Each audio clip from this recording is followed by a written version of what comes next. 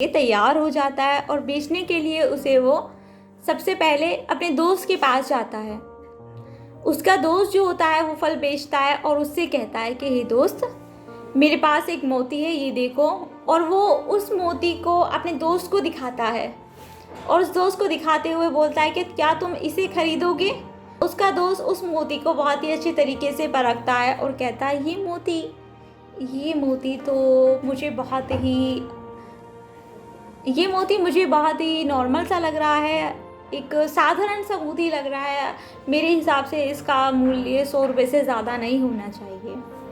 और इस तरह की बातें सुनते हुए वो सोचता है कि इसका मूल्य 100 रुपये कुछ कम है, शायद दूसरी जगह में इसका दाम ज़्यादा मिल जाए। दूसरे दोस्त के पास जाता है जो बर्तनों का काम करता है और उससे कहता है कि हे दोस्त, कैसे हो, और मुझे एक मोती मिला है, क्या तुम उसको खरीदोगे। और वो मोती को दिखाते हुए उसे उसकी पूरी बात बताता है और कहता है कि मेरे पास ये नीले रंग का मोती है, बहुत ही चमकदार है।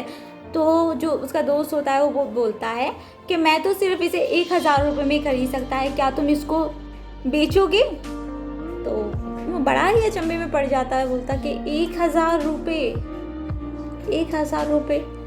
फिर वो सोचता है कि मुझे कहीं और कोशिश करनी चाहिए, हो सकता है इसके दाम कहीं और ज़्यादा मिल जाए। ना सोचते ही वो दूसरी ओर चला जाता है और एक सुनार के पास जाता है। अभी वही पुरानी वाली कहानी बताता है और कहता है कि ये सुनार, क्या तुम मेरा मोती खरीदोगी। उसकी बातें सुनकर वो सुनार उस मोती को देखता है और बहुत ही निहारता है, बोलता है कि तुम्हें ये मोती कहाँ से मिला।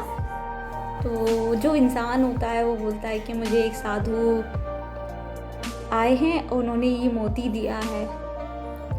और वो जो सुनार होता है उसकी तरफ हाथ जोड़कर कहता है कि इस मोती की कीमत मेरे बस की नहीं है देनी तुम्हें, ये मोती तो अमूल्य है। सारा सामान, सारी संपत्ति भी बेच दूँ तो मैं इस मोती की कीमत नहीं चुका पाऊँगा। तो दोस्तों, इस कहानी से हमें ये सीख मिलती है कि आप जीवन में जैसे हैं, आप अपना मूल्य ना खोए, आप अपनी तुलना, आप अपनी कंपेयर किसी से भी मत कीजिए कि हम ऐसे हैं, हम उसके बराबर नहीं हैं, हम ऐसे हैं, हम ऐसे नहीं हैं, हम ऐसे क्यों नहीं हो सकते हैं।